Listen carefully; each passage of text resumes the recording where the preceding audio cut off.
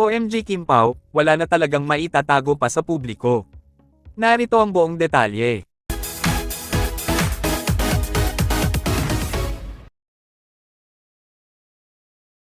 Kinakilig nga ng mga netizens dahil ang unang destination nga na pinuntahan ng Kim Pao sa Birmingham ay ang Birmingham Cathedral St. Philip's.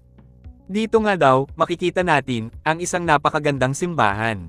Nasabi nga ni Paolo Avellino at Kim Chiu, na first time nila sa Birmingham.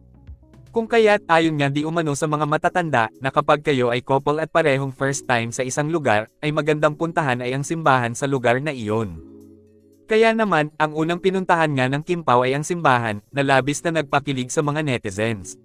Dahil tila tama nga ang mga hinala at spekulasyon nila, na hindi lamang umaamin ang Kim Pao sa tunay na estado ng kanilang relasyon, at baka marahil, ay gusto lang nila ng private relationship sa kabilangan ng samot-saring intriga at pambabatikos na natatanggap nila ngayon. Pagkatapos nga nila pumunta ng simbahan, ay nagpunta naman sila sa isang restaurant para kumain. Sobrang saya nga daw na makitang nakakapag-bonding ang Kim Pao. At kinikilig nga ang mga fans at supporters, na isiping masaya ang mga puso nila ngayong magkasama sila. Kayo, anong masasabi nyo tungkol dito? Just comment down below.